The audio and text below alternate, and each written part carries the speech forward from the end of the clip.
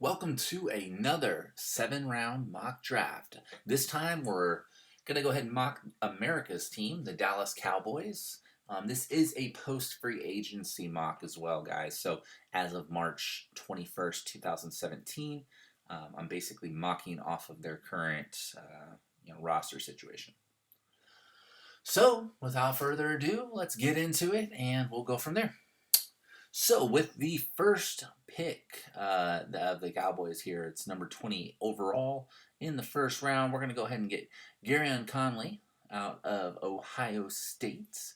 And he's a corner, and we're going to talk about why we did this and kind of where my head was when I was picking for this particular mock. But basically, he played out there in Ohio State with Marshawn Lattimore, and also with Malik Hooker. So he's kind of like the third head of that hydra of just their secondary. And to be honest, he's kind of overlooked because of his teammates, but he's just as talented, in my personal opinion.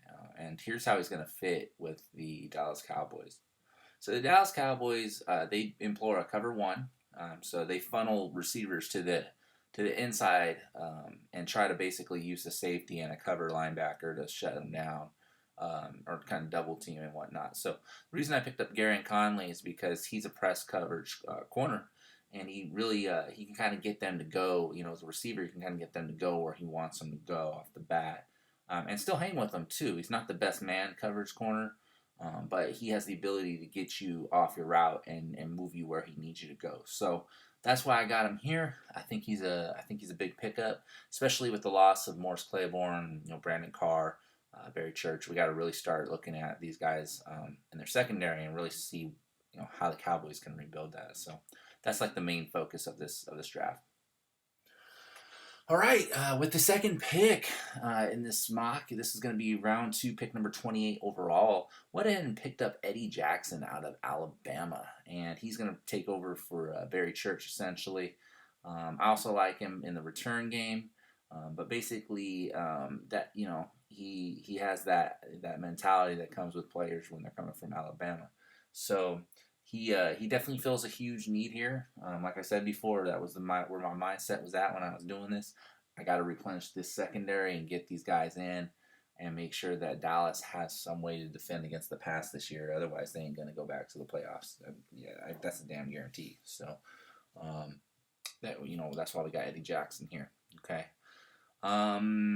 Next, I thought it. Even though I'm kind of partial right now to helping the secondary, I really wanted to get Dak Prescott another weapon.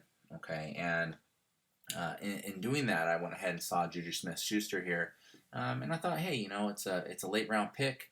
I actually ended up trading back for this one to Tennessee. They gave me their 4th and the 6th round pick along with this pick for the 28th pick overall in the 3rd round. So it was like an eight pick drop for 3 picks or 2 other picks and another 3rd round. So I said, okay, I'll take it. But I got Juju Smith-Schuster here, and I thought pairing him up with Dez Bryant would be an even bigger threat than using just Terrence Williams over there. It gives Dak Prescott more options, and it just basically solidifies their wide receiver core. He's not a bad receiver. I think he's definitely a good, solid number 2 here. So I think he'll definitely help out that pass game in Dallas and then open up even more options for Ezekiel Elliott to run because now they got another guy to worry about downfield. Okay. Moving on, we're going to go ahead and go to the 4th round.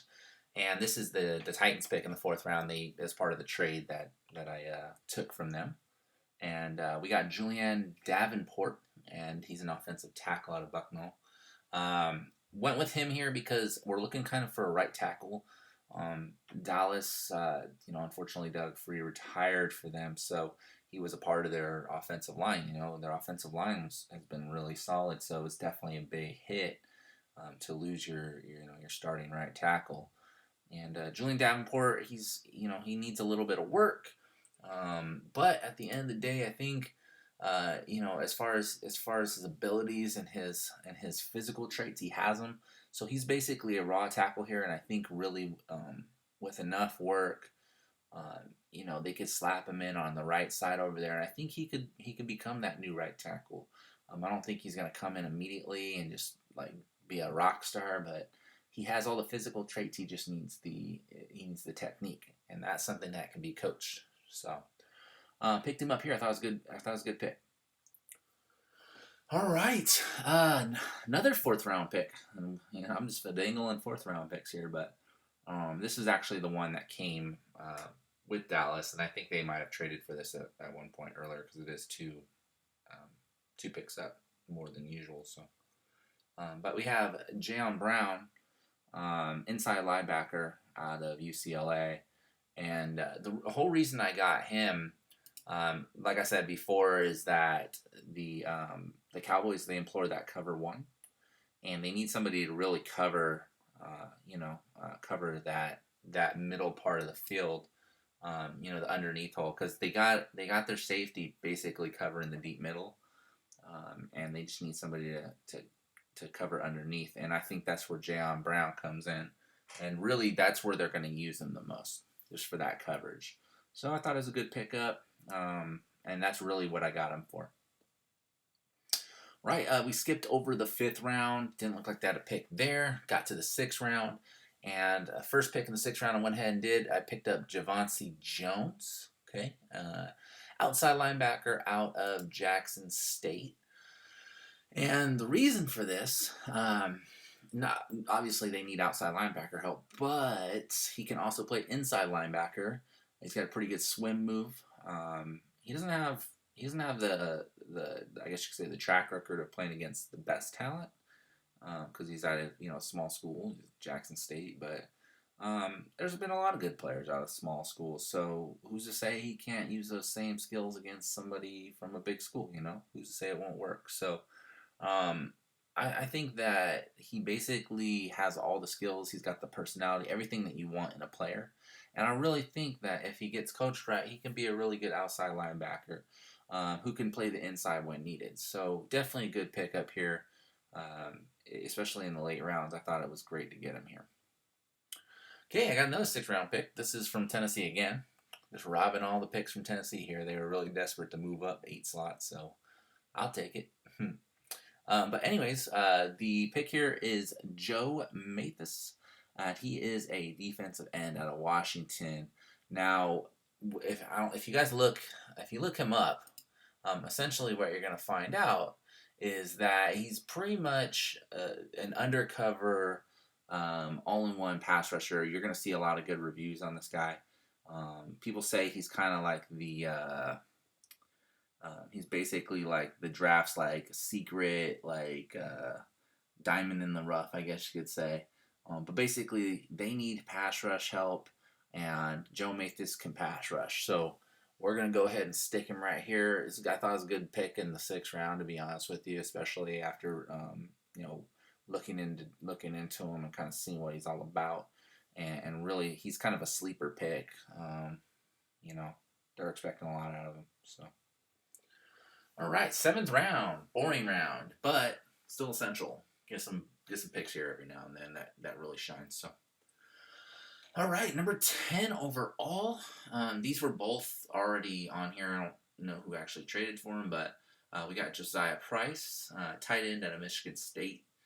And the whole reason I got him is mainly just for blocking. Zeke is a premium running back, if you could even say that. I mean, he's top level. Essentially, Josiah Price is here to open up holes. That's really why I got him. He's not going to be your Greg Olsen, or he's not going to be Jimmy Graham. He's not going to go up and make these crazy plays, but he will do his job and he will open up holes for your running back. So that's why I went ahead and picked him up right here. And speaking of running back,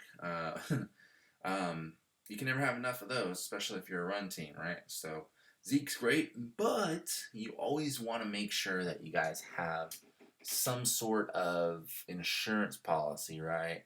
And I went ahead and to fill that insurance policy, I went ahead and got Joe Williams, who's a running back out of Utah, and he on the field. I mean, he gets those extra yards when you need him to. You know, he can basically, he can basically. He's not Ezekiel Elliott. I'm not gonna say that he's Ezekiel Elliott, but at the end of the day, he knows how to keep runs alive. He knows how to look for the hole, and basically keep a play alive. He's not just gonna fall down, right? So, I got him here. He does have a little bit of a I guess there could be a judge of character for him, but I mean, if it's the Dallas Cowboys, so anybody who's a Dallas Cowboy fans knows that Jerry Jones really, you got to do a lot of shit to piss Jerry Jones off. It takes a lot. Now, all I'm saying, if Michael Irvin can get caught with all that cocaine, uh, then I'm pretty sure you can get away with a little bit of issues here and there. So. But yeah, I mean, that wraps it up. That's the 7th round mock draft. Let me know what you guys think in the comment box below. Don't forget to like this video and subscribe for more content, which I'll be putting out here and there. I like to try to get a couple videos every now and then. Personal stuff does come up every now and then, but I try to push out as much content as I can when I can, and I'm always thinking about new things that I can push out. So yeah, definitely subscribe. I'll have some more videos out, some more mock drafts, hopefully before the actual NFL draft begins here next month. So thank you for watching, and I hope you guys have a great day. Take care.